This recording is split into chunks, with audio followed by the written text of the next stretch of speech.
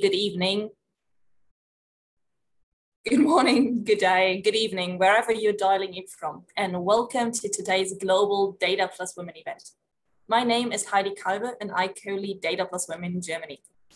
A couple months ago, Annabelle Rincon, Rachel Costa, and Laura Ward approached me with the idea of organizing a Global Data Plus Women event together. And my initial reaction was, what an insane idea, and what a beautiful vision. I'm in. Of course I'm in. And here we are today, representatives of multiple international Data Plus Women initiatives, as well as speakers from all over the world. And of course, you, our attendees from around the globe. We all have come together to celebrate this Global Data Plus Women event. But who are Data Plus Women? Data Plus Women is a global initiative with independent chapters in different cities around the world. Our main goal is to give visibility to women working in data and to create a space to learn and network. Everyone is welcome in our meetups, independently of gender. And not only gender, we welcome everyone, independently of gender, age, ethnicity, career path and stage, and academic background. We want to bring data to everyone, so we need all hands on deck. We want to promote and improve diversity and inclusion in the data community. And those are topics of a discussion that needs to involve everyone here. And with that, all I have left to say is thank you for joining us today. I wish you all an amazing time, and over to you, Annabelle. Thank you, Heidi. So I am in charge of the most important slide on this deck. It's the housekeeping. So please, you can have a look and select the gallery view in Zoom to see all the lovely face that we have joining here today. If you want to ask a question, please use the Q&A and not the chat box. So a question to our speaker, it's easier for us like to track the question and to see which question you have for the speaker. So please use the Q&A. If you just want to say hi, and I recommend you to say hi and say where you are dialing from, use the chat box. And don't worry, this meeting is being recorded, so you can watch it in replay or send after, if you love it, to your friend. If you want to use social media to say that you like the event, please use the hashtag #DataPlusWomen. And now I will let Rachel introduce the different chapter. Thanks, Annabelle, and thanks, everyone. So as Heidi mentioned, we're a global network, which means that we are in several different places and having more and more groups. So a quick intro to the space where you can find Data Plus Women nowadays. And just a quick reminder, if you would like to start a group, feel free to contact us. We're always open to have more and more groups. So at the moment, we are active in London with Tuba, Sarah, Ellie, and Evie. Germany with Heidi and Leah. Heidi, if you go to the next, please. Then Zurich, we have Annabelle that is here with us, and Olivia. Ireland with Louise and Katie. And we have also Netherlands with me, Emma, Gabby, Aline, and Maryse. We have also France that it started again a few weeks ago with a big group. We have Selma, Katrina, Sarah, Elise, two Sarahs in reality, and two Maries. We have Luxembourg with Merv. We have also Romandy, where it organized are Joanna and Fatima. Singapore, that is our newest group and the first one in the APAC region. So in Singapore at the moment, we have Tanu, Fish, Jaishri, Amber, and Evelyn, and they are searching for more organizers. So if there is someone in Singapore and like to join a group, feel free to contact them. And we have also our group in Latin America. That is the only one that operates in two languages at the same time. We're trying to merge it and operate only in Portuñol. That's our dream. So we have Latin in Spanish with Rosario, Paula, and Gabi. And in Portuguese with me again, Nisa, and Barbara. And after this quick intro to the groups, I will pass back to Annabelle to tell you about the agenda for today. Annabelle? Yes, so today we have an awesome agenda. We have an awesome lineup of very good speakers. I already heard some of them and they were like so inspiring. I hope that you really enjoy the session. And after the different keynote speakers, we will have like some announcements and we have to say goodbye after so 2 hours of a great session. So if I will let now Nisa from the LATAM Data Plus Women introduce our first keynote, Olivia Dwayne. Thank you so much. Thank you so much, Annabelle. Hi, everyone. I'm Nisa. I'm from London. I'm one of the co-organizers of Data Plus Women Latin America. It is a great pleasure to be here today introducing today's keynote speaker. As many of you may know, women in tech are usually underrepresented.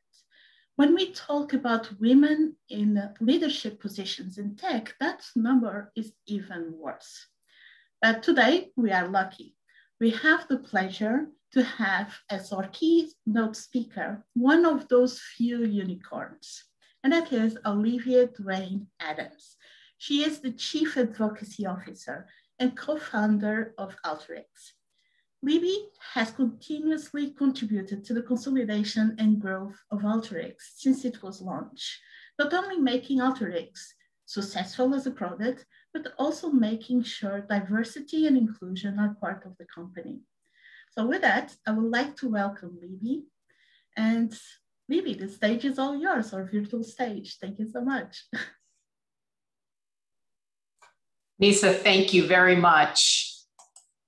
Let me just share my screen very quickly. All right.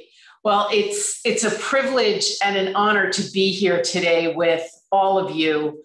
And Nisa, when you referred to me as a unicorn, I had to smile because I don't think of myself that way at all. It seems like we've been working here at Alteryx so hard. It seems like 24 years has gone by in a flash.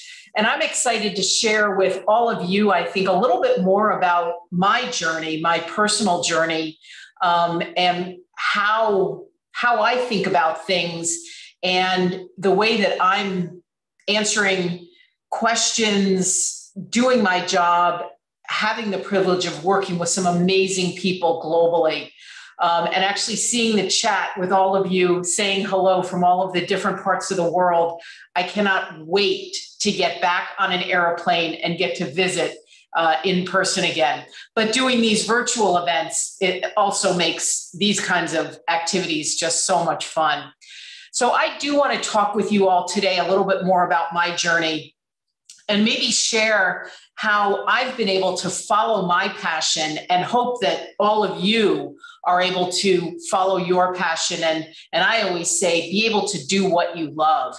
I will be taking questions. So as Annabelle had mentioned in the housekeeping, please post your questions in the Q&A. And I'll make sure that I leave time for us to take some of those questions. Let me give you just a little bit of background about myself first so that you understand who I am as a person, or a little bit more about me as a person. I was born and raised in New York. I am originally from New York. Today, I have the privilege of splitting my time between beautiful California and Colorado here in the US. This last year and a half has been an amazing journey. I always like to talk about the benefits of COVID, although there's lots of tragedy with COVID globally, but there also are benefits. And being able to be home with my husband and our dog, who's actually here in the office with me today, is one of those benefits that I like to talk about. I am one of 5 children. You can actually see me in this picture. I'm the middle child of five siblings, 2 older sisters and 2 younger brothers, born and raised in New York.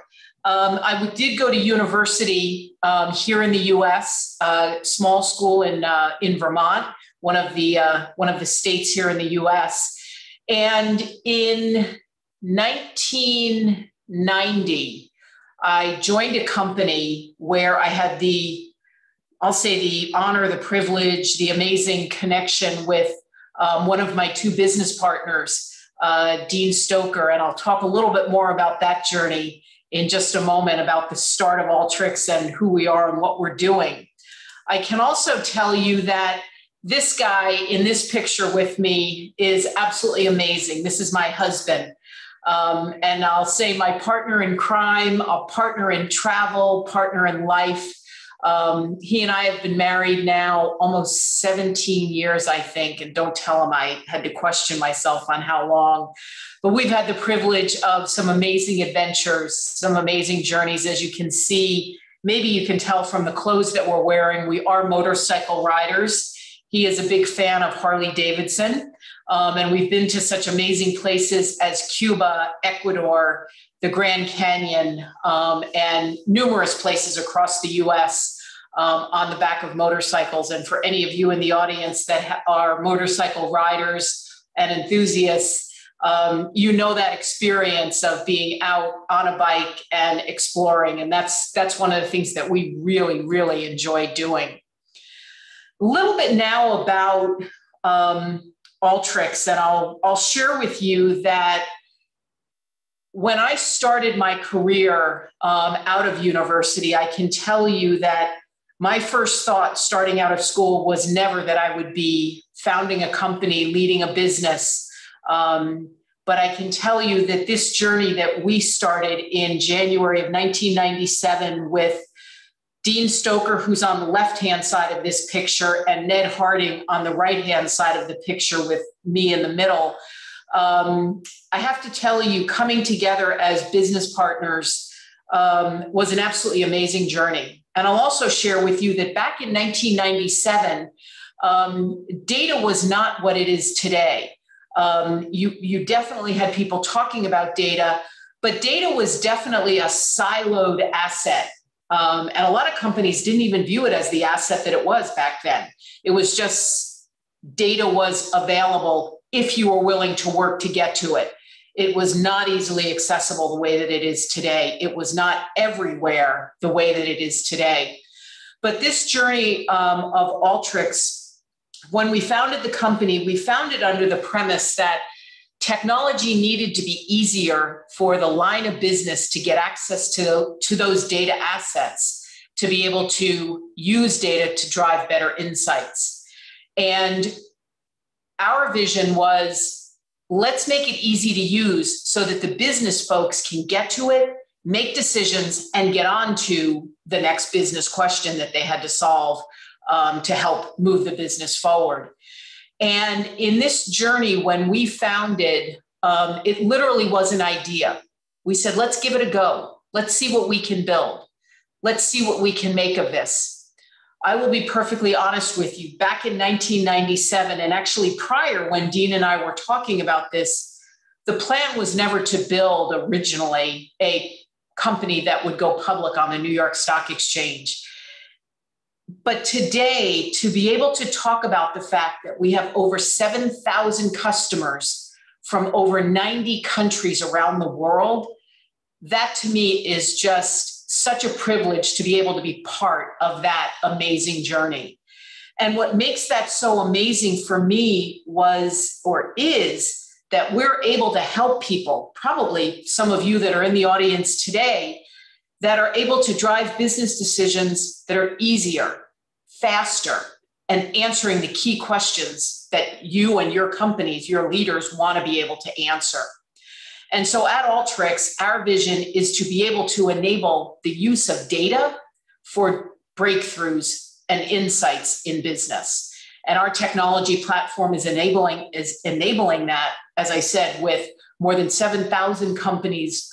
38% of the Global 2000 are using Alteryx today. And that number continues to scale, and we're excited about that. But more importantly, about this journey from founding a company at the beginning our journey was not a straight line. We did not go from starting the company to all of a sudden success of a, initial public offering 17 years later to now, over 7,000 customers worldwide. My journey has not been a straight line. It truly has looked like this. It's been an exciting adventure, but most importantly, I go back to the title of our presentation and our conversation today. It's about having passion for what you do and also who you're doing it with and who you're doing it for. And that, I think, for me, has been the biggest success factor for me personally, is being able to love what I do and who I'm doing it with. And so that's really something that I would challenge all of you to be thinking about that as you're thinking about your career journeys and what it is that you really love to do. And I'll talk a little bit more about that, how to make sure you're passionate about what you do. We'll cover that. But I'll also say, as you look at this image of this is a real road. All of the twists and turns, all of the ups and downs, those are all part of the journey. And I would applaud all of you that understand that when you're in one of those twists or in one of those turns, and most importantly, in one of those down moments, don't give up.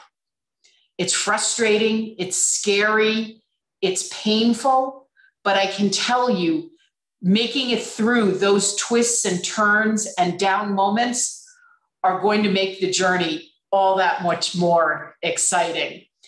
And so that's why I use this slide. It's that passion. It's that passion to want to be able to do more for the people that we were serving and are serving today. It's that passion that we had to build an analytics platform that's enabling business users to make fast and insightful business decisions from the amazing assets, those data assets that we're all familiar with in our business. It's that ability to keep managing forward to be able to make those decisions. And I'll share with you a really quick story. We actually, all three of us, came from technology companies. And prior to starting Alteryx back in 1997, I can tell you that the technology that I had access to was not easy to use. You really had to go through a lot of training and you had to become that expert. And so when we started the business, it was always about how do we make data and the insights that people are looking for easier to use for business people like myself. I'm not a coder. But I want to be able to get to those data and be able to get to those insights. I also wanted the technology to be easy to manage because back in the day, back in the 90s, software was delivered on CDs and DVDs. And it wasn't downloaded from the internet, and updated the way we all can update our iPhones, with the click of a button and boom, it's done in, 30 seconds or whatever that is. It was really about how do we manage that? How do we make the software easy to use and easy to manage and provide those quick updates to the software? That's really what our vision was. And one of the things that we definitely had working in our favor was in 1997, 96, 97, the internet was just starting to emerge. I'll share with you, and some of you will remember this, that the browser of choice back in 1997 was Netscape. And we did not have devices like this. The power of these devices that we carry around in our backpacks and our pockets and our purses today did not exist back in 1997, but it was the concept of analytics in the cloud with big data to be able to drive business insights with software as a service. That's essentially what we were doing at Alteryx. And it was that passion to be able to enable those business users that made this so much fun. And I'll also say that willingness to try anything, because there was a lot of risk, and I'll talk about that in just a moment as well. The other part of our equation as we started that made this really a passionate journey for me was the fact that we always focused on our customers. It was never about us. It was never about our technology. It was never about, look what we're doing, isn't this great? It was really about, how do we help the customer do that next thing? How do we scale the software that we're delivering so that it meets those next demands that we were anticipating from the market? Sorry.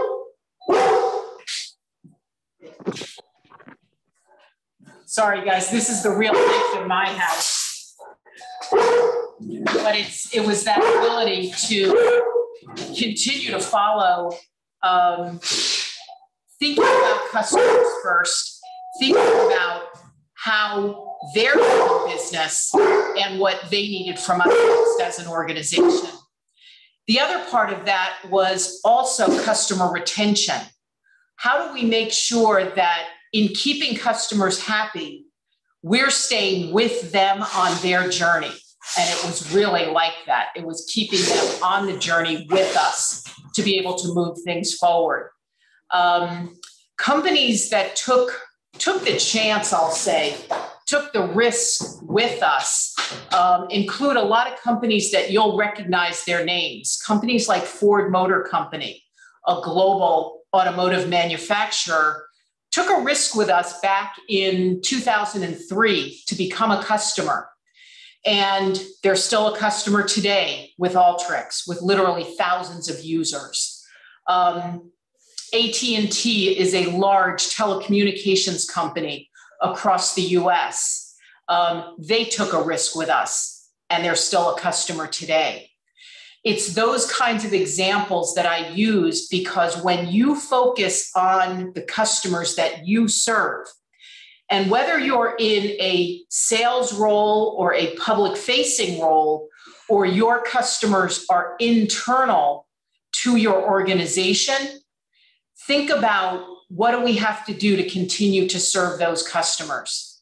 And I always say, never lose sight of what you do and why you do it and who you do it for.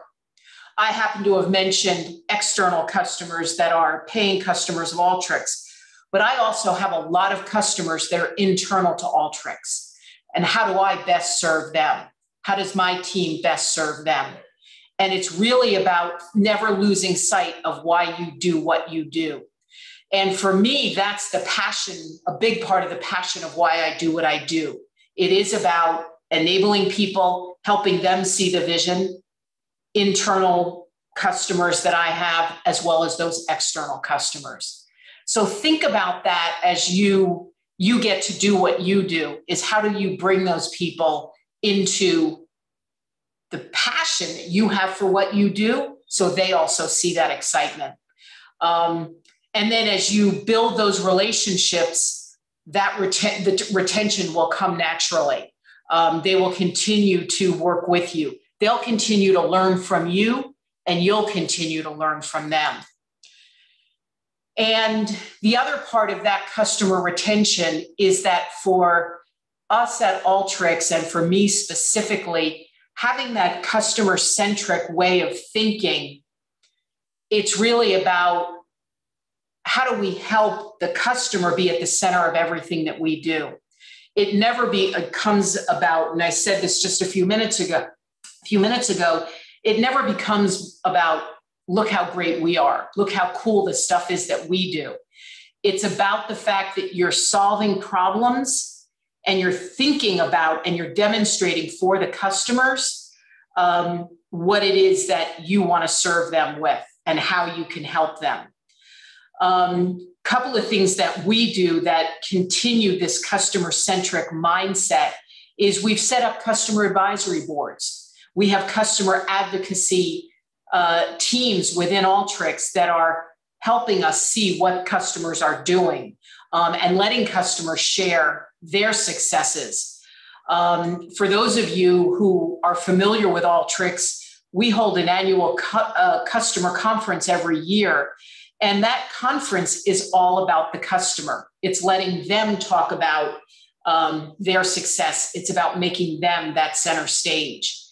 And I'll say also, personally for me, when I think about the customers that I serve, whether it's in the work environment or in my personal life, I'm always thinking about what is it that they need to be able to get to that next step. And so having that customer-centric environment and that customer-centric way of being, I'll also say, doesn't mean that you say yes to everything. It has to give you that ability to be able to say no, but also tell them why. Why are you not able to do something? Why are you not able to deliver something? Why is something that they're asking for not possible? Because by explaining that the answer is no and giving them the why, they then have that full understanding and they appreciate what it is that is possible, or in this case, what may not be possible. And so that customer centricity, I think, has played a big part in the success that we've had, and the customer retention conversation we were having just a moment ago.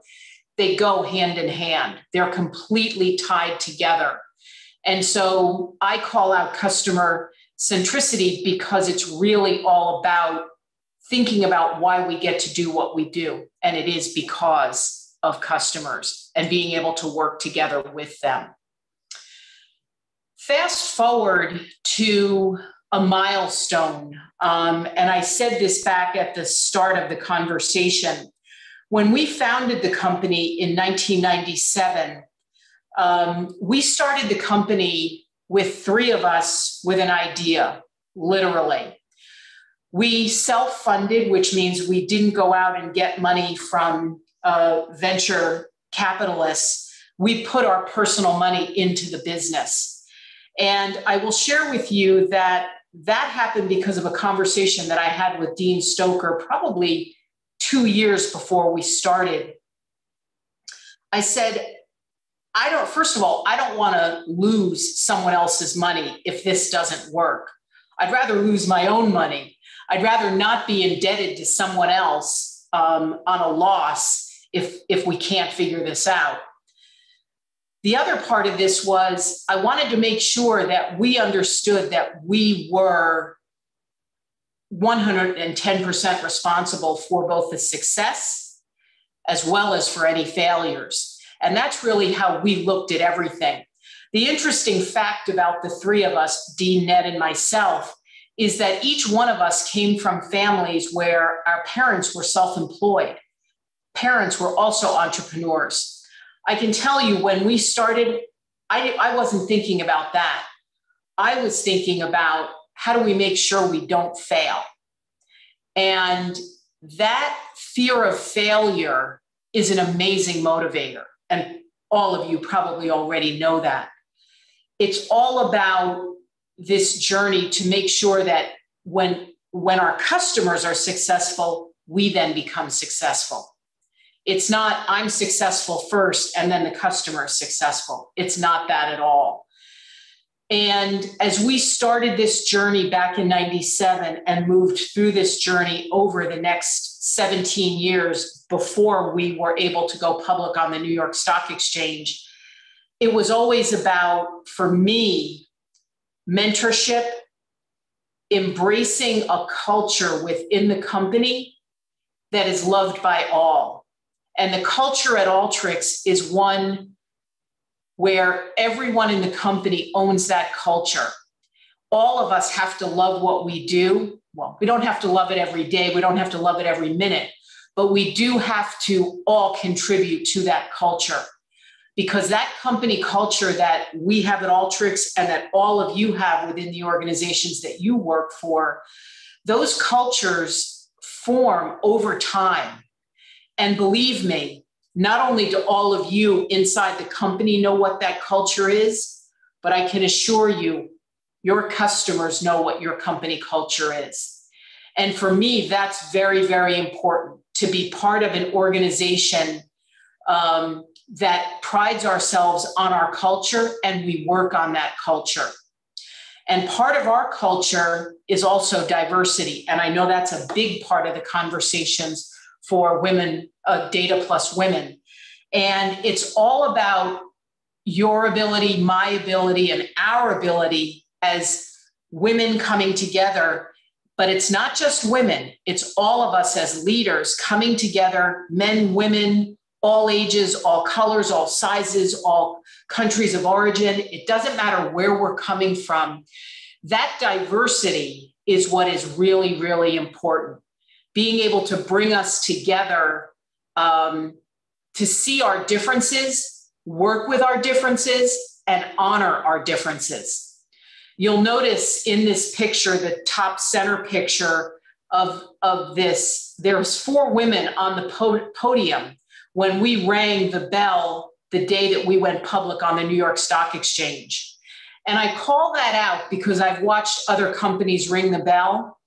I can't tell you how many times you only see men on that podium.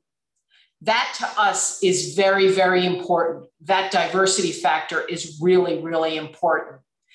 And as we think about it going forward, and I think about it personally, diversity for us at Alteryx, and I'll speak specifically for me, is not a men to women equation. It's not, 60% women, 40% men, or 70% men and 30% women. That's not diversity. Gender is one of the elements in that equation. It's really all about gender, age, where you're from, the demographics of where you're from.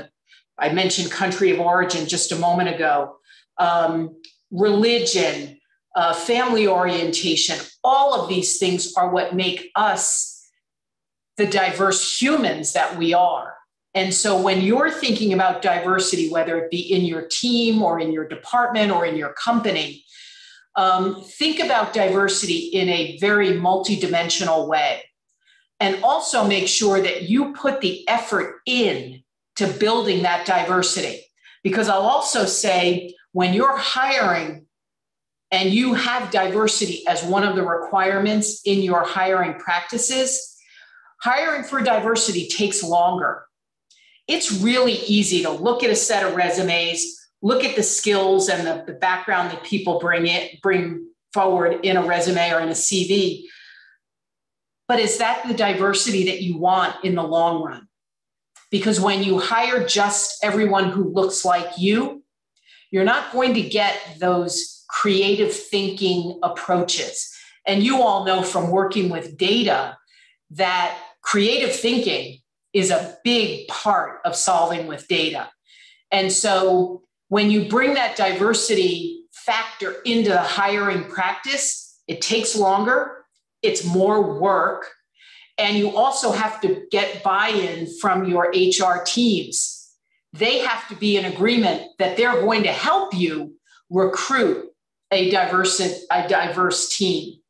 And so for diversity, make sure you give yourself that extra time.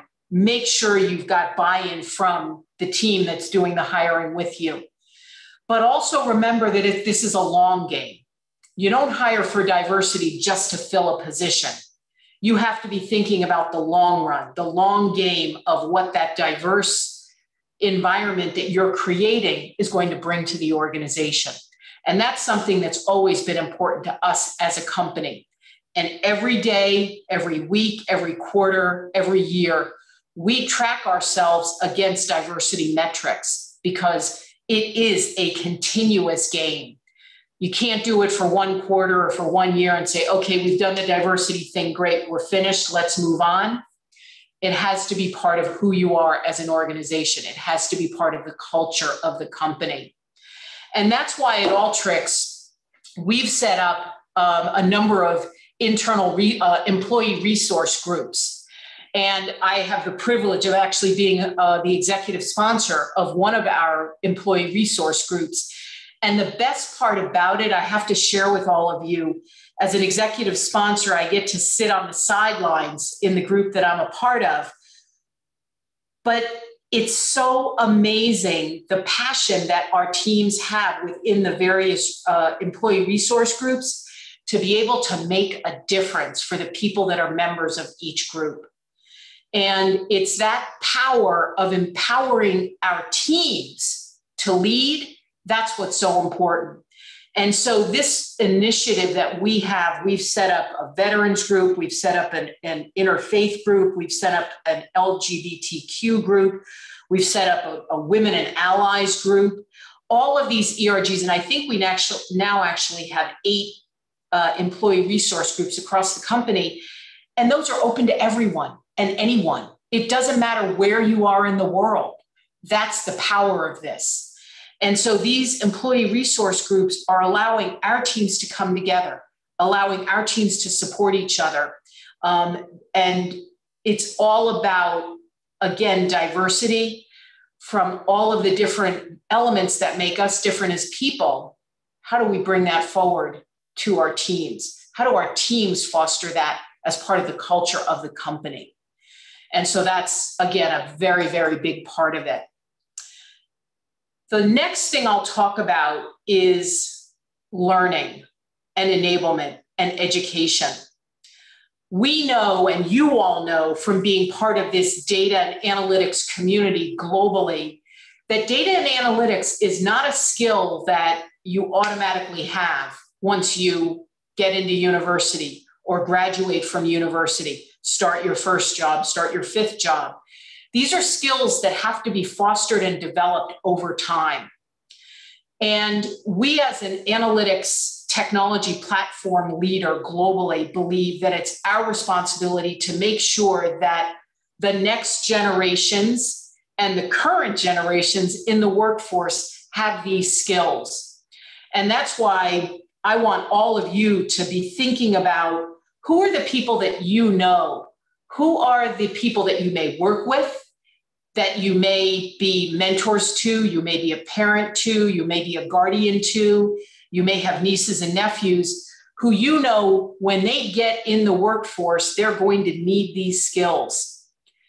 And you want also that diversity element that we've all been working towards and continue to work towards to be easier for the next generations.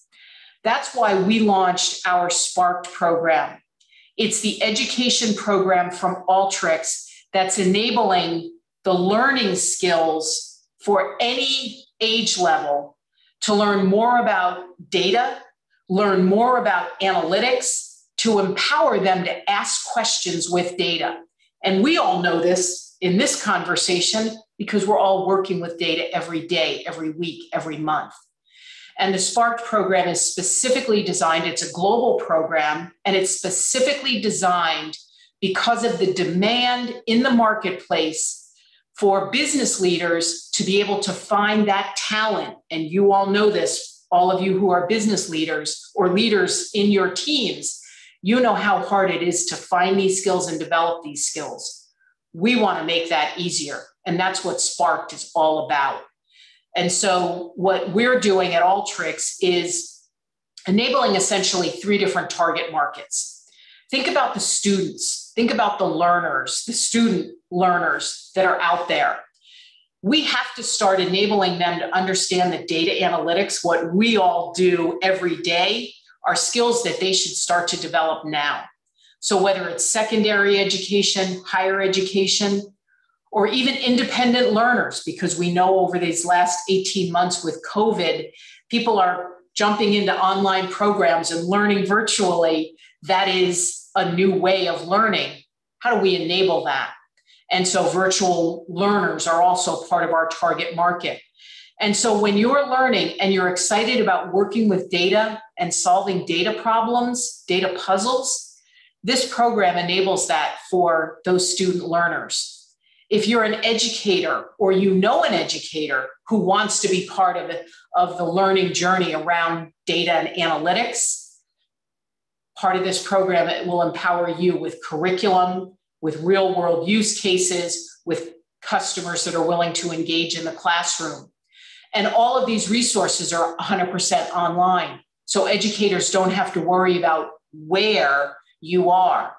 It's a virtual learning environment. And our third target are those career changers. Those are the people that you all may have been one of those people that said, you know, I really want to be part of working closer with data. What do I have to learn? We've developed the curriculum specifically for those career changers to be able to learn and become those data analytic professionals that a lot of us in this discussion today are a part of. And so my thought process is I always want to learn something. And I actually live my life by, I want to learn something new every day, literally every day, whether it's related to my work, whether it's something in my personal life, it's that learning capability every day. And so as I think about the work that we do, it's all about thinking about diversity as a key element for who in the teams that I work with, who is getting hired, who are we working with. But it's not just hiring for diversity, it's also making sure that those individuals are included and their voices are heard, their ideas are respected. Doesn't mean you have to implement everything, but they are part of the conversation. The other thing that I'll say as you think about your journeys and your careers and your personal life, as I said at the start, remember, the journey is not a straight, that does not measure success, a straight line from A to B. The journey needs to go like this. There needs to be twists and turns, and there needs to be ups and downs. And all of you know that because you've experienced it. The journey is a winding road. And I'll also say there's no one right way to get there. Respect those twists, respect the turns, respect the downs, and respect the ups, because those are all learning moments or learning weeks or months or years, however long they last, and they'll help you continue to move forward. I also talked about passion. Passion for me is what I do, who I do it with, and the impact that I have on others who potentially will benefit. That for me is why I get to do what I do. It's that joy of seeing an idea come to life and have customers thank me because of the work that they're able to deliver. And in this case, using the Alteryx technology. When a customer tells me that Alteryx has changed their life and that they see Alteryx as part of their tool belt for the rest of their career, that's why I get to do what I do. It's that ability to be able to impact someone so profoundly that they have that kind of passion. And as a leader, I believe, and I said this just a moment ago, I want to learn as much as I teach. I want to learn something new every day. I want to be able to learn from others and help others learn. And so for me, it's about staying humble, staying real, being there in the bad times and the great times. We've all, as a global community, been through a lot over these last 18 months. And I think what we've been through will make us stronger and continue to make us stronger and bring us closer together. So I want to stop there, and I will close by the saying that's on this slide is something that I live by every day. Power is not in what you know. Power is in what you share. So be willing to help others. Be willing to share what you know, because you never know what idea that may spark with someone that you're working with. And I always believe that those sparks are what really ignite the power of great ideas coming forward. So thank you all very much. Nisa, Annabelle, thank you for the introduction. And if there are any questions, I'd love to take some questions from our audience before we move on. Thank you so much. Yeah, we have a couple of questions. So the first one was posted by Heidi. She couldn't put on the Q&A, So I will read it for you, if you don't mind. So she is asking, on that image, the twisted roads image, that is quite beautiful. I really love that. What do you do when your road leads you away from the original vision? So do you change the course or do you adapt the vision? That is a great question, Nisa, because you heard me mention that our road to our initial public offering was 17 years. And we had to be able to see where the market was going. We had to help the market really mature around this whole importance of data, because a lot of you may know, and you may still be going through this within your own companies, data is a living organism, and it continues to change, it continues to evolve, it continues to move. And so we had to be willing to shift our vision based on what we saw, number one, in the marketplace, and number two, technologically. I'll share just a quick story. Back in 1997, when we started, back in 1998, big data was not a conversation. Data warehouses were just starting to form. Businesses were thinking about, how do we store these data assets? And so we had to be agile enough to see where the market was going, see what the demands were, see what was emerging around technology. And so I can't tell, I would be lying if I said to you, we started here and we knew we had to end here. No, it was a windy road. And that's probably why it took us, 17 years to get to the IPO, because we had to be able to be agile. The other thing I'll say is we also were developing in a space that we were familiar with. And because of that familiarity, we were able to predict where we thought the market was going to go. And that was definitely a benefit, a power that we had. That was a big factor of the success that we've seen, and that our customers have seen, most importantly. And so don't be afraid to take a step back and say, okay, let's see if we can figure this out. Because it's those moments when you're figuring it out and you're learning, you've got to make those big decisions of, do we go this way or do we go this way? You've got to be ready to be able to make those changes, and don't be afraid to change the vision of the business plan or change of elements or directions of the business plan to be able to meet the market where it's going. Thank you, Olivia. And just a final question, because we are to the end of the time, but we have one question on the Q&A, which is someone that is changing career. So she wanted to know how long it may take to learn this program as a career changer, or in how long, or if you find it is possible to find employment without knowing Alteryx skills yet.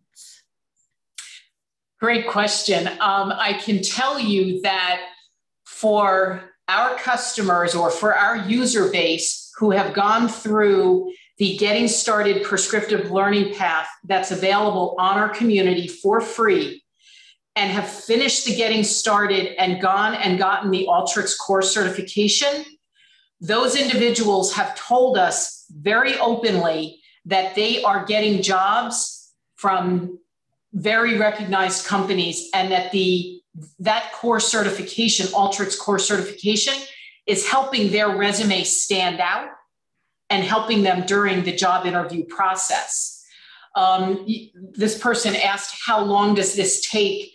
It's about 70 hours of learning to go through the full program to get to that, to get ready to take the course certification. All of it is free. You also get a free Alteryx Designer license during that learning journey that you're on. And so if you have more time to dedicate to it, you can probably condense that time and move through it fairly quickly. We've had a number of people, in fact, during COVID over these last 14 months or so, we've had more than almost 700 people go through the Alteryx core certification and pass the exam. And so this individual, I'd highly recommend jump on the Alteryx community at community.alteryx.com and look at the Academy and the Getting Started curriculum and see if you like it. And it's free. So you'll invest your time and you'll invest in your own learning journey to determine if data analytics is going to be part of your future. That is amazing. Thank you so much, Lee. We had so many more questions. Potentially, we will send you some questions also so you can answer and we can share them later on an email. But we couldn't be thankful enough for your introduction, for sharing your story. Thank you. Thank you all very much. Thank you, Nisa. And with this, we'll pass now to Rachel that will introduce our next speaker. Thanks, Nisa. And thanks, everyone. So Rachel is speaking from Rotterdam. I'm one of the organizers. As you saw in the beginning, I'm one of the organizers for Data Plus Women Netherlands and Data Plus Women LATAM. And I'm here to do the transition from tech company with Olivia now to newsrooms. And there is all the discussion in the data world. People that say that data is the new oil, others say that the new soil. We won't discuss this today. But one thing that we can see is that independent of what data is, it's really, really becoming a big thing in the newsrooms. And it's everywhere. So you see lots of examples, lots of media outlets that are producing news based on data. And to talk about this data invasion of the newsrooms, we have here today with us Keila Guimarães. And Keila is a data curator for the Google News Lab in Brazil and Latin America. And she works finding patterns in the Google search. So this thing that we do every day, all the time, right? We ask things to Google. So Keila's work is to analyze this and to see which patterns are there and transform it into news. And I heard that since the sunny weekend, for those that are not based in Europe, especially for those that are not based in Northern Europe, we've been having some sunny days here, what is not really super usual. And I heard, Keila, that searches around sunbursts are booming in the UK, is it? Are you already with us, Keila, to answer the first question? Hello, Rachel. Yes, you're right. Searches for sunburn and how long sunburn lasts has been trending this week in the UK, which is quite funny. 1 weekend of sunshine, and we are already dealing with with consequences of the sun. Perfect. And Keila, I think that we can start by the basic, right? Because data journalism sounds like a fancy profession. We all here in this group, we like professions that start with the data, that have data in the job title. I think that almost all of us will have one. But since not all of us come from journalism, can you help us to understand exactly what is defined as data journalism inside journalism? What is it? Sure. Well, first of all, Rachel, thanks so much for your invitation, for and for having me here today. It's amazing to be connected to such a vibrant community of women working in data. So thank you so much. And thank you all for being here, for being interested in what we have to share. So I will start first sharing my screen. I am not very experienced in Zoom calls, but let me say it. Can everyone see my screen? Yeah, it's perfect. It's working. Right. So thanks again, everyone, for being here today. So for those who I haven't met yet, my name is Keila. I am a data journalist. I currently work for the Google News Lab. I basically help newsrooms that want to work with search data. They need to find patterns and they need to find insights based on what people are searching for. And I basically help those newsrooms by providing them with those data sets and those insights. Funnily enough, this is not how my career started at all. Back at the time when I started in journalism 10 years ago, I had never heard of data journalism. I didn't know what, data journalism was. I was just, normal reporter working the newsroom, just doing what, traditional journalism is supposed to be. But then a few years later, I moved to the UK where I did my master's in interactive journalism. And this is how I was introduced to the world of data journalism. And I felt like it's, now it's funny to talk about data journalists because now I feel, basically data pervades all of aspects of journalism. So now I find it funny that we have a different word to talk about this practice because it feels that it's, data journalism is basically mingling with the general practice of journalism in newsrooms around the world. But if we were to discuss some concepts, I think it's important, even though I feel the borders between traditional journalism and data journalism are kind of blurred. I think it's still important to discuss some concepts.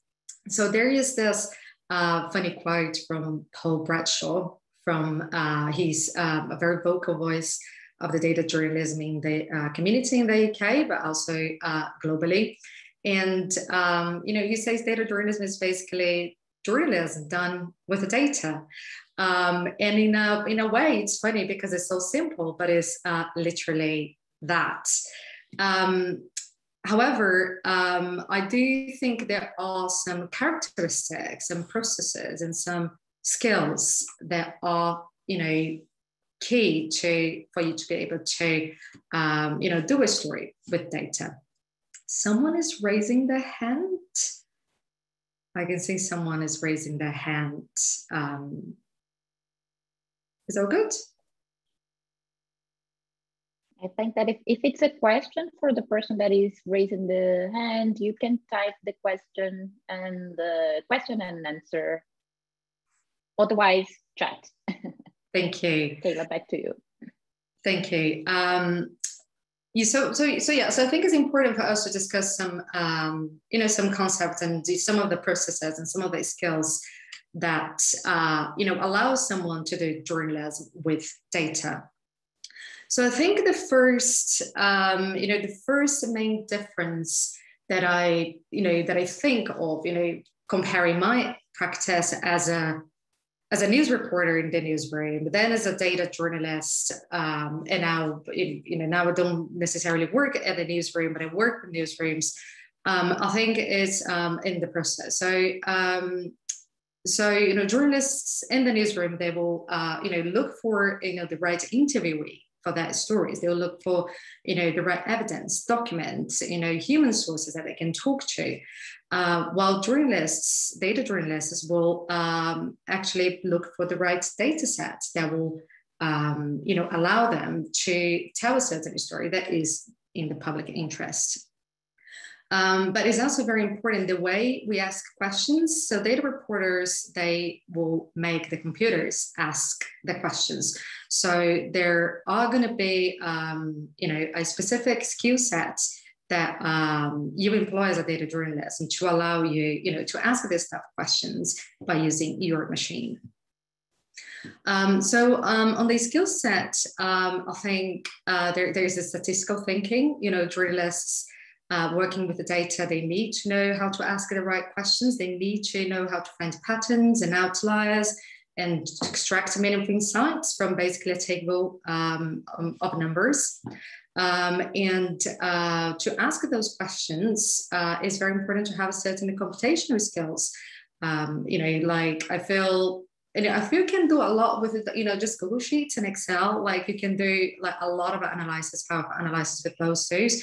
But especially, you know, with big data sets, you know, we're seeing with the pandemic, you know, journalists are basically presented with a ton of data from, you know, all the countries in the world. So how do you analyze those numbers? You do need to employ certain tools like, you know, R is a software that have been used more and more in newsrooms by data journalists, SQL, Python. So, you know, you basically, it's just, you just become a much powerful journalist when you are able to operate with those tools. And there's this other point that, you know, also from the Data Journalism Handbook by Paul Bradshaw, a very important point that he makes, which is, you know, we live in a digital world now. We've been living in a digital world for many, many years. And this means that, you know, we have been having more and more data every year. And everything can be described by numbers. So you need people in the newsroom to be able to decodify, you know, that this large amount of data and to translate them into stories that are in the public interest. Good. And you mentioned the fact that you need more and more people inside the newsrooms to do this job. So what is exactly and how it works inside the newsroom? How the data team works in this context of the newsrooms, and why is it becoming so important in journalism to have people that actually know how to use it inside the context of the news? Yeah, like, so I'm no longer in the newsroom, but of course I work a lot with data journalists. Yeah, data journalists in the newsroom. So what you can say is that you know, data journalism is becoming like such an important part of the news, you know, newsmaking, the newsmaking process. Is basically you feel like it's I think it's become a mainstream, really. I think we've been saying for many years now, data journalism is now mainstream, but now I do think that we are at that stage. There is this cover of the New York Times from last year, which you know, was really powerful. So this was in March last year, when you know, basically the world was you know, everywhere, you know, coronavirus was you know, causing lockdowns and you know, just causing all the change that it did last year. And the New York Times did this cover basically where they plotted data on unemployment claims for over 20 years. And they chose to just extrapolate this line that represented March 2021. And it just shows the staggering effects of COVID in lockdown in the US economy. And it's interesting because it's a data visualization that, you know, I feel no headline really would be able to convey, you know, the power that, you know, the data visualization does. So, and, you know, the New York Times, you know, is a very, you know, it's a newsroom with an amazing data team, but like, you know, their choice to, you know, use this in that cover just shows how mainstream data visualization that the journalism are at the moment. And I'm just going to share quite a few examples from them because I just think they did some amazing work last year. So this is another chart, this time from, sorry, there's another cover from July last year. And they, you know, I thought it was amazing, the decision to just put this rather scary chart at the cover. And you can see here, they are plotting the increase in COVID cases in states as states were opening up following lockdown. And again, like with one glimpse in this chart, you can capture the message that there is exponential growth going on in here. And again, it's just a powerful way of conveying a message using data, but summarizing it to a very granular level and telling a story with it. You know, you need to look at this chart for like 5 seconds for you to understand in a broad level what is going on. And then as you go into it, you can dive into the data, you know, in more detail. And further, there is this other, again, another cover that they decided to put a chart in December last year when deaths by COVID hit a record high. So it's very interesting because you can see how, you know, basically puts the chaos of March in perspective. You can say, you know, the curve, you know, it was so bad in March and then it gets worse. So it was just another example of data journalism being used in newsrooms, and a bit of, you know, a bit of how mainstream it basically become. So I do have a couple more examples in here. There is also this interesting chart from The Guardian here in London. It basically shows how cases have behaved, how the curve of new cases have behaved in different countries based on, and then it correlates with the lockdown measures. So you have it in this, under each line, you have a heat map, basically showing, you know, what stage of lockdown each of these countries were. And you can see, for example, Bangladesh, that, you know, they didn't do any lockdown measure until late March. And then once they do, basically doesn't matter, their curve of infections just, you know, rising, you know, it's just an uptick trajectory. So it's another, you know, very simple, but such an effective way of presenting two variables, cases and lockdown, and how that correlates with lockdown measures. And you know, the team behind this is not just, so answer your question about how the process works in a newsroom. So the team behind this is not just a data journalist. You have a data journalist doing the analysis. You have, you know, the project editor managing it all. You have the people on the visualization side, the designers working with the data journalists to see how they would visualize the story. So there is definitely this idea of multidisciplinary work in this, you know, in this side. Journalism is a collaborative activity anyway, but in the specific practice of data journalism, I feel it's more because, you know, you cannot just have one person that knows all the skills that are needed, you know, to analyze the data, gather the data, visualize it, and so on.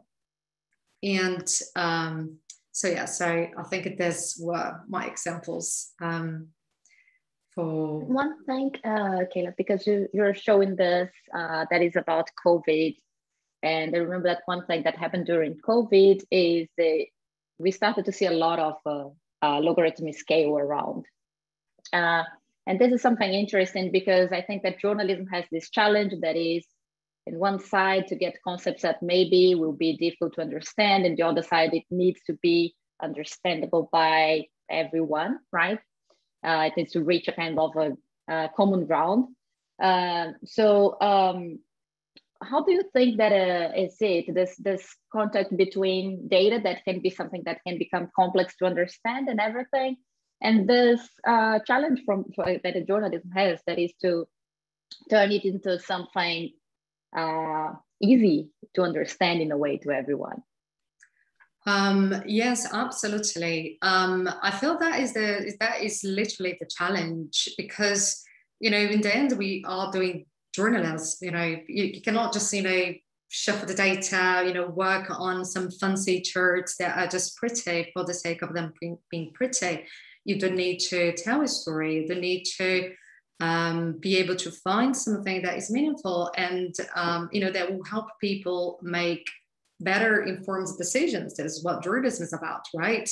So I do think that is this challenge that journalists in general have, but data journalists, of course, they have the extra layer, which is working with data sets that sometimes are super complex. Sometimes the data set doesn't even exist, and you in the newsroom will need to put together, different data sources to try and be able to then have one large data source that you can work with.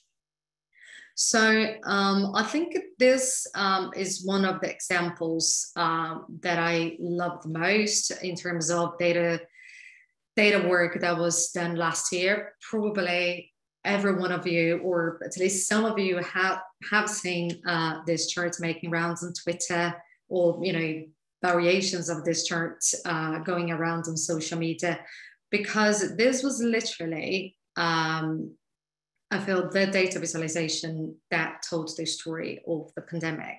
So the person behind this chart is John Murdoch. He is a data journalist with the Financial Times in London. And I was seeing this interview from him, and basically he did this chart to just as a one-off to go with a story. Then all of a sudden it became such a sensation that they had to update it every night. And literally, I think every day everyone would just check to see how the data had changed, because he was the first person to plot the data like this. So you have a global pandemic, you have this virus going around the world, growing in an exponential manner. How do you visualize, how do you present that information to the wider public?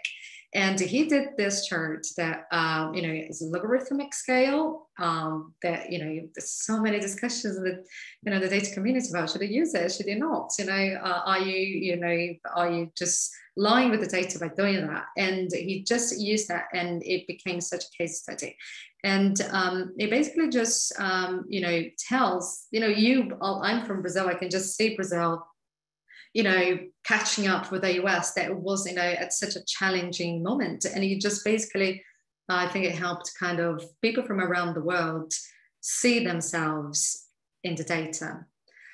So this is one example that I feel he summarized a ton of data and presented it in such a concise, clever, and if you want to say simple but effective way.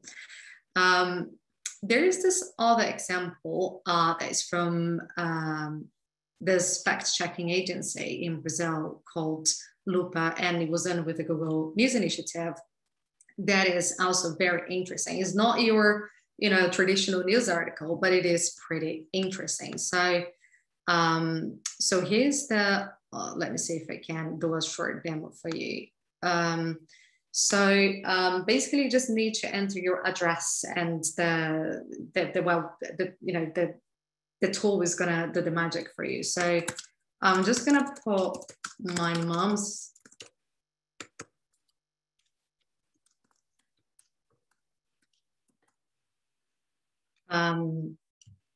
my mom's from this city of like 600,000 people. So, not a huge city for Brazil standards, but it's still a huge city. So what the visualization does for you is that it plots, it simulates what would happen if COVID just broke out around you.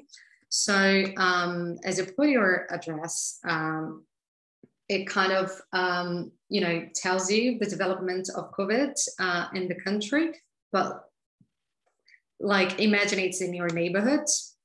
So, it just from one case, it becomes a few more, and then 443 days later, you just have, well, my internet is struggling, but you basically have such an impact. This city would be basically wiped out of the map if COVID happened just, in this place in the world. And this is such a powerful way of making a huge data set relatable. It's not just about these numbers that you see going up every day. It's about what if it were in your community? What if it weren't near your family? So I think this was a very powerful piece of data journalism done last year, although it's not your traditional news article. There's one that is quite not a news article. I don't think we're going to have time to go into it, but I don't know if you know, there's this amazing data journalist, illustrator, artist called Monisha Lab, and she did this very interesting piece for the New York Times called The 100 New Yorkers. So she basically looked into census data, and let me see, perhaps we can go quickly. So she basically looked into census data and draw 100 people that match the demographics, the main demographics of, oh dear, I'm not logged in, I'm in a different computer. I'm not logged in my New York Times account. Okay, I'll leave it here for you guys too. And we can, if you could, Keila, to just drop the links of the visualization that we show. I think that it could be interesting. There are a lot of people talking about it in the chat. And just before finishing, because there is a question in the Q&A, that's a person with a mathematical background asking, because she thinks that it's an interesting area, data journalism, and asking how to start a career in it coming from a different background. So I think if your background is in data, that is half of the way. You're halfway there. In journalism, I think it's very important to study journalism as a practice, be interested in journalism as a profession and in its, let's say, mission, because I think there is a key difference between, working with data and working with data journalism. In journalism, you're always thinking about the story. What story you need to tell? Why do you need to tell that story? What is the headline? Why does it matter? Why now? All those questions are questions that are, every day in the minds of a data journalist. So if you're interested in the area, I think, yes, basically, start understanding, journalism as a practice. I think that would be the first step. Perfect. Thank you so much, Keila. And for the next speaker to do the intro, I'd like to invite Tuba. Tuba, with you. Yep. Hi, everyone. This is Tuba, and I'm one of the co-leads of Data Plus Women London. I'm actually very happy to present another amazing speaker today, Elissa Fink.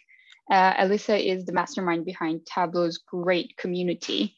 If you're not familiar with it, just search #DataFam, sorry. And I'm sure you'll be amazed. Elissa was Tableau's former chief marketing officer. And was a part of Tableau from the beginning, helping build the brand and helping cultivate our culture. So every time you see someone holding a data sign on LinkedIn, from now on, I'm sure you'll think about her. Welcome, Elissa. The stage is yours.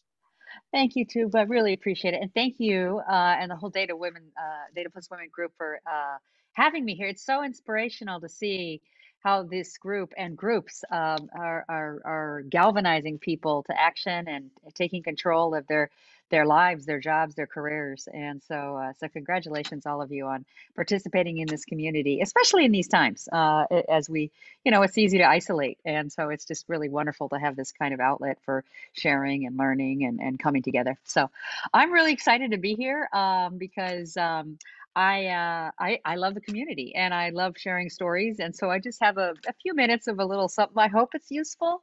I'm on the back end of my career, so maybe some of the mistakes I've made will be useful to you. And I'm going to share a couple of those. So let me go ahead and share my screen here and then put it in presentation mode. Hopefully you see it. Yeah, I hope. Okay, so I wanted to talk a little bit about the journey of becoming a data-driven change leader. And I think that's a really important goal for women to think of themselves as change leaders, because we can lead change. We have some real wonderful skills that are a part of our nurture or nature that make us really good at helping people. change and helping processes and systems change too. We're collaborative, we're open, we encourage dialogue, we want to communicate. Those are all really good things for leaders. But before I wanted to talk about that, I wanted to talk a little bit, just a few minutes, about how I got here. I think that was one of the themes. And so this is just a simple timeline of my life. You know, I think there's a couple of milestones I wanted to point out. When I graduated college, I was an English major, literature major, basically.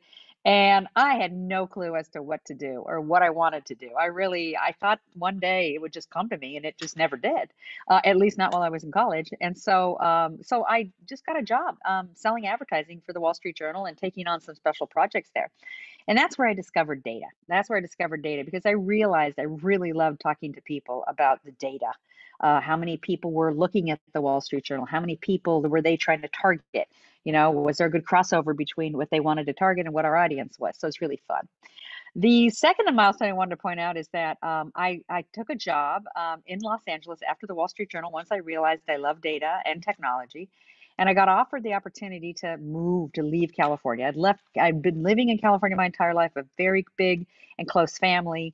And so I decided to leave California. And I want to attribute my mother. She's an amazing woman. She was of a generation that didn't have the opportunities that I had. But I remember calling her and being really stressed out whether I should actually move all the way 3,000 miles to Washington, D.C. And I called her and I just said, I don't know what to do. And she said, honey, take the adventure. And so I really appreciated that, because taking the adventure changed my life. It really did. So the next big thing that happened is I left California, I had some other jobs, I started a family, and I realized living out in DC, I wanted to get back to the West Coast, and I stumbled upon Tableau. Came there, not quite at the beginning, but pretty close. We were about 35 people. Was there for 11 years, loved it. It was the journey, the job, the career of a lifetime. I feel so lucky. And I really do feel there was a lot of luck involved. But I also feel I was prepared and ready to work hard to take advantage of that kind of lucky opportunity. So that's one of my key learning points, I think, is like, you know, yes, luck matters and timing matters, and sometimes things don't work out, and that's just life. But be ready for them. And when the opportunity comes that is right for you and you have the setup, you're going to do great. Take the opportunity. Like my mother said, take the adventure. So great 11 years, loved it. Probably my favorite part was the community, the people. Still to this day, they inspire me. I loved listening to the talks we just heard. I'm going to look forward to hearing from Emily. And so it's just, it's been very lucky. And then, you know, at some point, though, you realize after you have kids that, you know, you're working hard in a startup, you grow it. There comes a time when, you know, hey, you know, I've done everything I can do. It's time for me to take care of my life, my family life.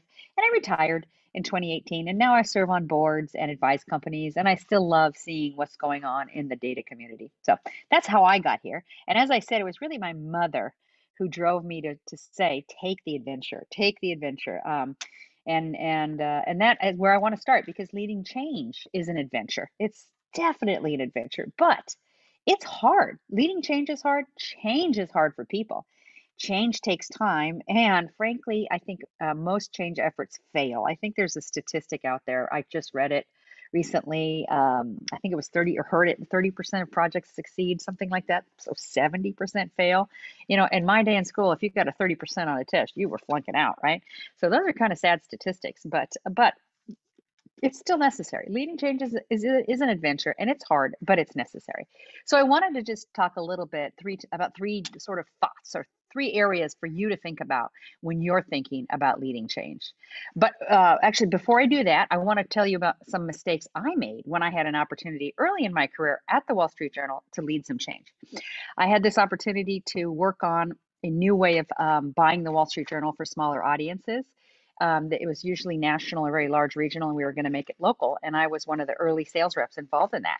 And so I had this opportunity to make a presentation and try to persuade some customers and some internal people to get on board and be part of it. And I made this, you know, I had all this kind of data that I wanted to share. So I made a bunch of slides that looked like this, you know, in the day. Wasn't quite back in the 80s, but pretty close. And they were horrible. And it was just click, slide after slide after slide. In fact, I had like a title slide, I had buzzwords, I had everything you need to know. I had incomprehensible charts based on overly detailed data. I had a bunch of slides in the appendix. I had stock art. I just had this incredible presentation. I was in a boardroom. I think there were 12 or 13 people there with my boss. And by the end of my talk, there were 3 people there. The meeting sponsor, my boss, and myself. I had bored people out of the room. In fact, this was the days before cell phones, so it wasn't even like they could look at their cell phone and pretend that they had another meeting or an emergency call. They just got up and walked out. And I realized, wow, I needed some help. And so a colleague of mine, my boss included, but a colleague of mine gave me some really amazing advice. And I've adhered to it ever since, which is like, you've got to use the data, but you've got to go beyond the numbers. You know, you've got to tell the story is really what it is. Tell the story to get to the idea. That's what's really important. So telling the story, using the data, I love data, but looking at the data, finding the stories, and getting to the idea. What is it that you're trying to persuade people of? What is it that you're trying to sell? And I learned that pretty early in my career after a very humiliating failure. And I think it really helped shape who I became and how I took my next steps into marketing and technology and data. And it led me to Tableau. So I look at that failure as a very important part of my almost a career milestone that I probably could have put on my timeline there. So when you're thinking about what you're doing, when you're leading a data-driven change effort, you know, think about the project. The project is really important. And it is, remember, what it's about is about impact. It's about what the project is going to do to make things better or improve. So of course you need to set expectations about what that impact's going to be, and you've got to measure it, and you've got to focus those measurements on what matters. I think a common mistake we data lovers do is we love to look at a lot of measures, and we assume everybody else does too, when we should really be measuring only the most important things and communicating those things. But yeah, so you have to set expectations. You have to measure what matters. But also, you have to be delivering small stuff frequently so that you're showing what is the road to impact, how we're going on this journey together. How do you take people on the journey? Well, you don't just go cut the road yourself and then come back and get everybody. You cut the road, you show them the road you've cut, you cut more road, and so on. And so what you want to do is make sure that you're, of course, focused on the big rocks of the project, the big boulders, but it's the little stuff too that gets people excited and gets them to see possibilities. So delivering small stuff frequently so that you're accelerating time to impact is a good thing. So in my project for the Wall Street Journal, I forgot that. And I just focused on, you know, how long it was going to take, how big it was going to get in the long run. But I could have shown some stories about how some advertisers really wanted this and it was changing their business and it was already starting to have an impact.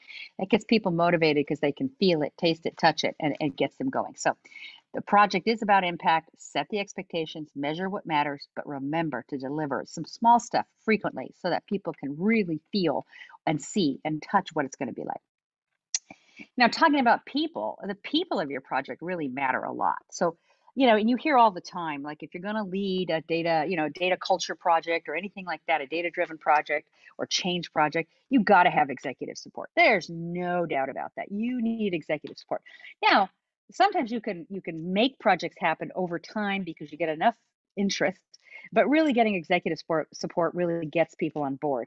But you know what? There's another little secret too. And that is that it's not just executives that you need the support of, but it's the inside influencers. Get them on your side. The people who already think it's a good idea, the change agents of your company. They might not have the title, but they're the people who might be networked in a good way. They're associated with positive movement. They're people who think about new ideas. They get behind new ideas. They have their own new ideas.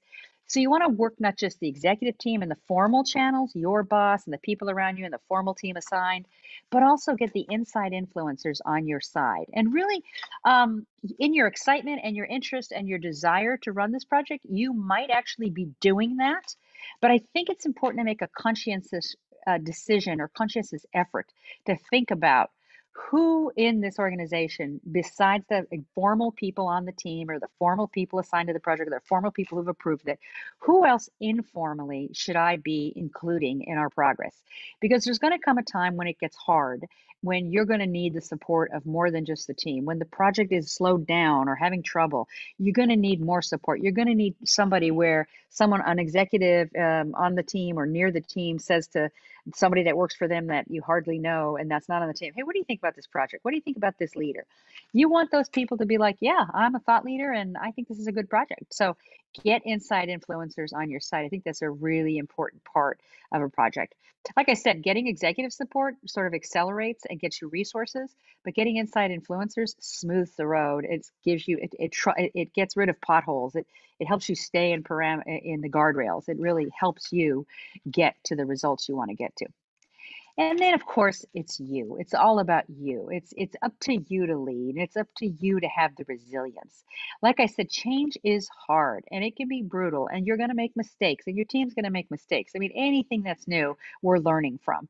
In fact, that's really such an important thing, is to always think of yourself as a learner. You're learning and you want to be a resilient learner. A resilient learner is somebody that gets knocked down, sits up, sees what they can learn, and gets back up and tries again. So being a resilient learner is a really important thing. But then it even goes beyond that, because if you're going to be a resilient learner and a resilient leader, it's also important to make sure that the rest of the people around you see that resilience, that they see the learning, that they see that, oh, could be hard. We are having challenges, but we're moving on. We're making progress. So it's really important to communicate until it feels like you're over communicating. Now, I'm not just saying, send an email every Friday just because your communications have to be meaningful. You don't want to just communicate because, oh, it's Friday and I'm supposed to send a project update or whatever. Now, you might have to have that. That might be the rules of your organization. But what you want to do is communicate as often and as frequently as is meaningfully necessary. So it still will feel like over communication because some people are tuned into email, some people are tuned into Slack, some people are tuned into Zoom meetings or in-person meetings or different channels. You're going to want your project to be out there on the channels that they turn out. So communicate until it feels like over communication. You also want to be your data smart self, but also be business smart. And what I mean by that is that you don't just look at the data and find the pattern and make the interpretation or say, here's the goal of the project, therefore we're going to do this goal. You want to be like, I understand the purpose of the goal. I understand the purpose of what the data is showing me. I understand the why.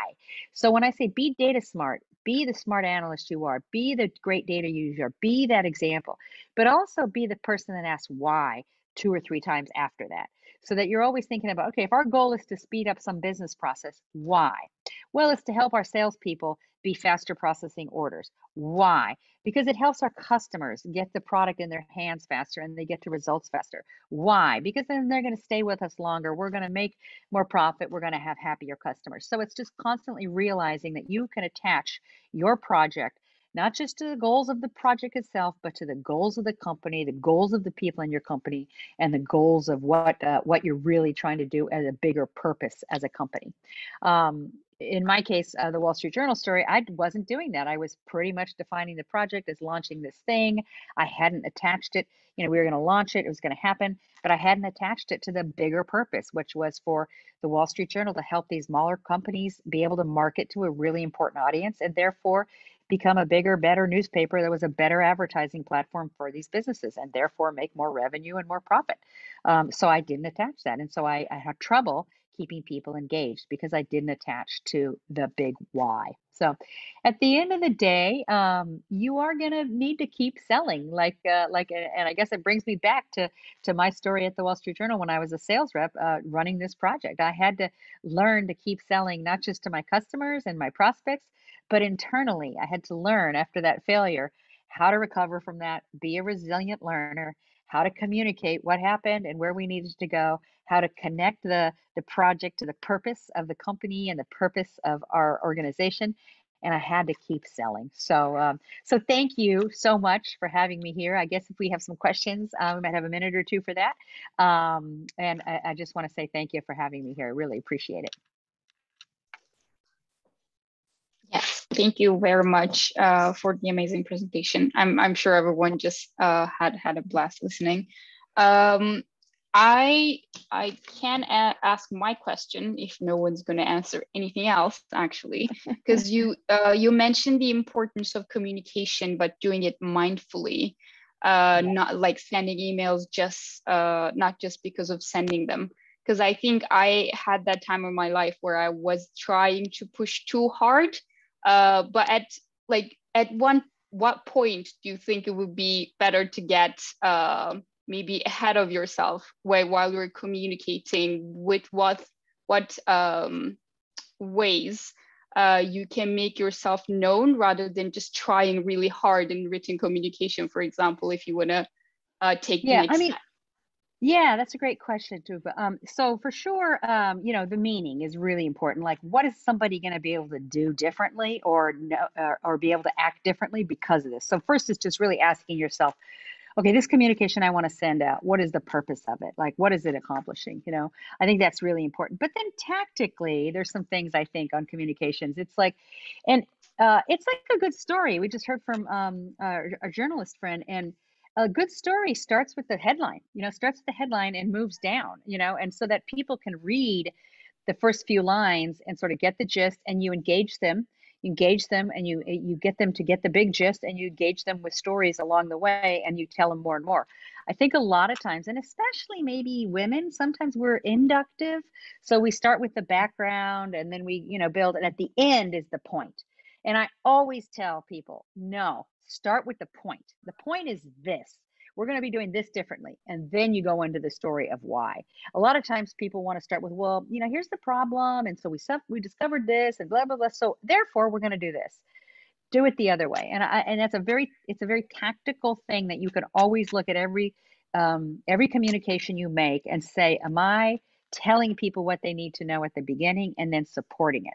And you'd be surprised at how much email and communications, even bits and bytes in Slack or presentations, don't do that. And it isn't just putting an executive summary. It's a little more than that, but especially since it's not just slide decks you do that for, but it makes a huge impact. Now, there might be some times where you say, I'm going to break that rule, but I think you should be conscious about meaning in your communications. And one of the first things you ask yourself is, am I getting to the point early enough? I once had a boss, we had this terrible problem at one of the companies I worked at, where people would just send these ridiculously long emails. And one day he sent an email saying, I am only going to read the subject line and the first 2 lines of your email. After that, I don't care what you said, because he really was getting tired of people not getting to the point. And it changed the company in a good way, actually. People started getting to the point, So get to the point, I think. And therefore, if you don't have a point, don't send it. Or if you have to send it, there's no new news here. Read on for details. That's fine. And then if you do have a point, get to the point first and support it. I don't know if that helps, Tuba. Yeah, that helps a lot. Thank you very much. Thanks again for the amazing presentation. Absolutely. Thanks for being here. Thank you so much for having me. Oh, my pleasure. Thank you, guys. I'll leave the floor to Selma now to introduce our next speaker. Thank you, Tuba, and thank you, Elissa, for your amazing presentation. So I'm Selma from London, and I'm one of the co-organizers of Data Plus Women France. I'm here today to introduce you to our amazing speaker, Emily Kund, Tableau enablement consultant at Red Hat. So after talking about the Tableau community, it's a pleasure to receive one of its most active members. She is the founder of Tableau Fringe Festival, the co-founder of Tableau Word podcast, and last but not least, one of the founders of Data Plus Women. So if today we have all those chapters around the world and the global event, it's because one day she, together with some other ladies, started in the US. Welcome, Emily Kund, to talk a bit about how Data Plus Women started. Well, thank you so much. I am beyond honored to be here to talk about the Data Plus Women history. And well, first of all, I just want everyone to kind of give it up in the chat or on Twitter or LinkedIn for all of the amazing speakers that we've had today. I know that there's going to be a lot of great conversations based on what they shared with us. That brings me actually to how Data Plus Women got started, which was a conversation that Anya Ahern brought up over email with a few women, Ashley Swain, Lee Fonseca, me, and the incomparable Kelly Martin. And so we had this conversation about wanting to support women and having some kind of networking event. We thought about Ladies Who Lunch, but the first thing that came to mind was a very proper white glove type of event with pinkies up. And we didn't want that at all. We wanted to have really meaningful conversations.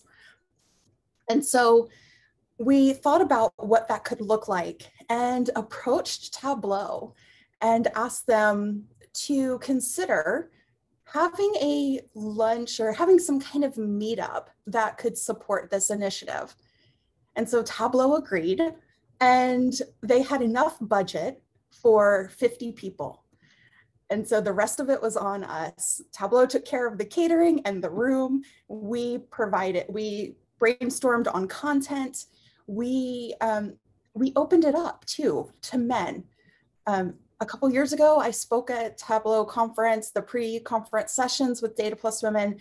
And at that time I said, it's Data Plus Women, not Data minus men. And so we were really trying to show that it's really an environment for all, and everybody has a perspective and a way that they can advocate for this.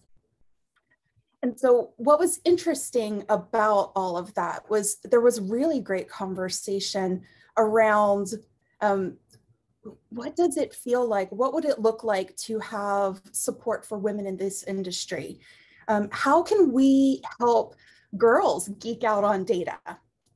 And another question we had table conversations around was, how can we get more women in leadership?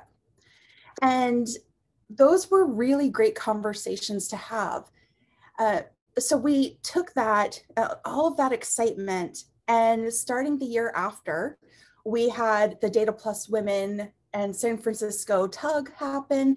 We started Data Plus Women in DC, and then London, and then we went all over the place. It really started with a set of resources and conversation. And then it's expanded, which is amazing. So I take a look at where we were in 2014 with a 50-person meetup to the last in-person Tableau conference where there, I think, was around 1,700 people. And that makes me feel wonderful because I think about everybody who contributed, who was passionate about this effort. And so as I was reflecting back on just like, how did this even come about? Like, what were some like 3 key takeaways? Because I'm always thinking about like, what are the key takeaways? What really made it happen? And I think Libby and Elissa in particular touched on some of these, but as I reflected back, I think it's about community. You know, Anya, me, Lee, Kelly, Ashley, we were all trying to build community, which was great because we also knew the things that we were really good at. Anya is amazing at design. I mentioned that Tableau had budget for 50 people at lunch, but if you've gone to Tableau conference, buttons are a big thing. We wanted people to have that flair and that swag. And so we all chipped in $20 to have these buttons, and Anya designed them. We thought about the different designs, whether buttons that said Data Diva would be taken seriously, bossy in data. You know, we were really thinking about some of that marketing and how that would be perceived. But that was great, right? Because we had that community to bounce those conversations off of. And I think that community is the cornerstone, because then what happens, and Anya was a really great example of this, was bringing people into the fold, right? That collaboration. So we collaborated together on building out table topics, on talking with Tableau, and that's how it was able to get the ball rolling on an initiative like this. But I think the most important thing, and I'm also trying to be respectful of time, I think one of the most important things with initiatives like this is courageous leadership. And it's the courageous leadership to act, because we had to we had to have some courage to go to Tableau and say, hey, we think this is really important. We know that you haven't planned anything for it, but we really think that women need to be supported. We need to have this space. Would you be willing to, give us a room? Then they upped it to have lunch, which was nice. But so there's that courageous leadership. But I will tell you, not everybody was a big fan of Data Plus Women. There were conversations online about how this really wasn't helpful. And so it's that courageous leadership where we had to stand up and say, no, this actually is, here's why it's helpful, and have some of those hard conversations. And so while a lot of new members to Data Plus Women and the Tableau community in particular will see this massive initiative with chapters all over the place, which is amazing, it really started with courageous leadership of 5 women in the Tableau community, the Tableau leadership or the Tableau employees who supported us. And that is how we were able to grow that, through that passion that Libby talked about, for having an initiative like this, for standing up and really standing up and standing for what we believe in, to have the hard conversations. And so, I absolutely love what we've done, what we started, right? Because the thing is that if I had tried to do this on my own, or if Anya had tried to do this on her own, it wouldn't have made as big of an impact as what we have now. And that is being courageous, that ability to collaborate with others and to make space. I will be fully transparent and a little vulnerable with you right now. It's hard for me sometimes to not be as engaged. I take a look at what other members in the community are doing now, and I'm like, oh my gosh, I wish I had the bandwidth to do all of this. I hope that people still associate me with Data Plus Women, because that was one of my goals back in like 2015, 14, 15, 16, that timeframe. I wanted to be known for that. But I also have other work to do now. And so making the space for other people to shine bright, for them to carry on and take it to another level that I might not have been able to do myself, or Anya or Lee or Ashley. So I wanted to really touch on those 3 points. Data Plus Women, while I love to see how it's grown, it still has more growing to do. There are so many different ways that we as a community can support Data Plus Women. I think the biggest one too is diversity. And I'll just leave you with this, and I'm happy to answer any questions, but here's what I believe. When you empower all women in data, you can change the world. And so that's where I think our next step, if we think about going back from the history to now what the future looks like, I think we're in a time where it's exciting to grow a very rich and diverse Data Plus Women community, to give light to people all across the globe of every skin color and every perspective. So with that, I will stop talking. If you have questions, I'd be happy to answer them, or just give you time back. Thank you very much, Emily. It was very inspiring, and basically your work has inspired us today so that we take the lead with our different Data Plus Women groups. There are no questions, but I have a question on my side. How can we today promote data-related jobs to women so that it becomes like more democratic, let's say? That's a really great question. So thank you for asking that. I think one of them is, one way is if you, there's like the low barrier way, right? Which is share it out. I also think that there's opportunity if we see somebody who we think would be an amazing fit for a position. If I'm like, oh my gosh, you would be fantastic. I saw this job posting. You would kill this. You would crush it. Send it to them. Give them that support.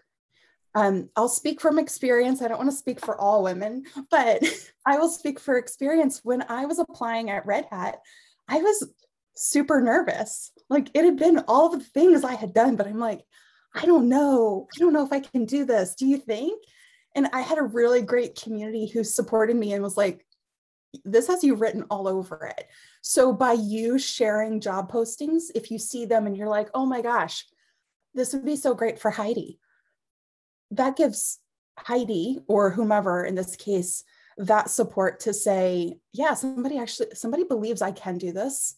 Maybe I should borrow that belief and apply, or I didn't even know about it. And so it increased the awareness. And then there's something that, I think, again, we have, and some of this is brainstorming, right? But, Alan Murray has the Tableau tea break where he has, or the Tableau jobs postings. So is there an opportunity to collaborate with Alan? Again, through collaboration, we can make a bigger impact. So I think that there are some opportunities, and it's really whatever your brain can think of is, I think, the way that it starts. And then we just iterate, right? Malcolm Gladwell talks about that. The tweaker is the one who really makes it a success. So that's how I'd start. Amazing, thank you. And one last question from Heidi. How can we reach communities that don't have active chapters yet? Yeah, so I think part of it is continuing to have some of the conversations. And, one of the things, and I love that Elissa talked about this because I share this approach as well. I talk about it as like squeezing the balloon. You start from the top and you start at the bottom, and then you get the pressure in the middle. So in this particular case, who is an inside influencer, as Elissa talked about? Who is that inside influencer for that community? Is there, do we know of an area that has a really rich community of women in data, or women or individuals who would support Data Plus Women? And we would like to get notice out there to them. So part of that might be partnering with Tableau to get some of that information. And so it's identifying that influencer, somebody who's looking for a leadership opportunity. It's not just, if we think about, and I tend to think about things from a service perspective of like, how can I serve that community? What can I be of service? And I know a lot of women and men are like that as well. But there's also a what's in it for me too, right? Like, as somebody who's taken a leadership role, you do gain leadership skills. You can put that on a resume or a CV. You have more visibility. So there's that what's in it for me as well. So I think part of it is just the messaging, doing some of that marketing, having great messaging, and again, collaborating to identify some of those areas where we can create chapters. And then finally, I think one of the biggest things is support, right? So from the old bank examiner side of me, I always say it's about the process, not the people, when it comes to things like policy and just kind of organization. And what I mean is providing the support so that if one person leaves, the chapter doesn't decline, the chapter doesn't stop. And that's really what I mean. Obviously it's all about the people, but I think providing those resources so that way people are like, okay, I don't have to start from scratch, and I have a really good support system available to me. Perfect. Thank you very much, Emily, for your Thank talk. you Very inspiring. so much. Thank you. Laura, okay. Yeah, so thank you so much, everyone. And wow, thanks, Emily, for initiating the movement. I think that I've heard so much about Emily and the phrase there of, it's not data, it's data plus women, it's not data minus men. So I'm really pleased that I've been able to hear from Emily in person now. So thank you so much. And a huge thanks to our incredible and inspirational speakers that we've had today. So, hearing from these women has really given me like motivation, and it's got me thinking about my own journey. And I imagine it has with you guys too. I think maybe we'll all take the adventure as recommended by Elissa's mum.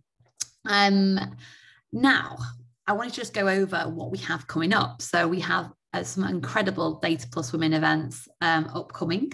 We have the Netherlands event on the 11th of June, all about how data can be beautiful. So we've got Tiziana and Sonia, who are professionals in data visualization fields, and they'll be showing us how we truly can design with data. And I think Heidi's putting a link in the chat for these groups. Then we have on the 29th of June, Data Plus Women Germany. She transforms IT, where we'll hear from Simone. And she's passionate about promoting and facilitating girls and women in IT and technology.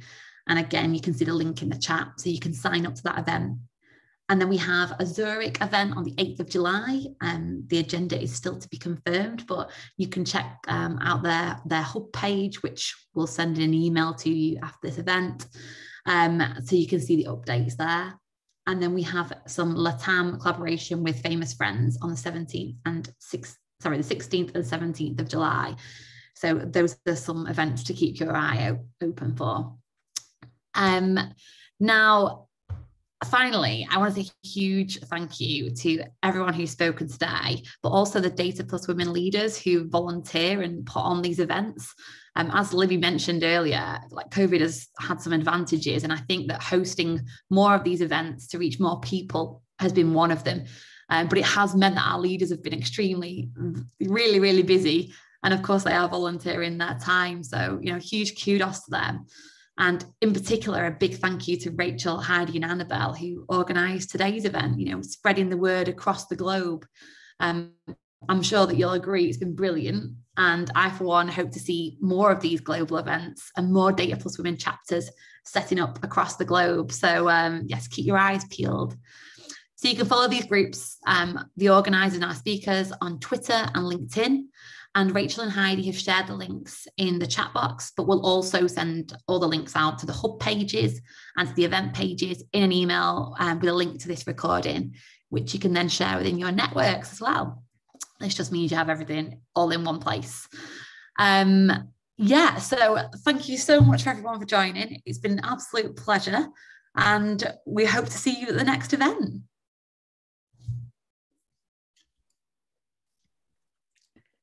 Thank you. Bye.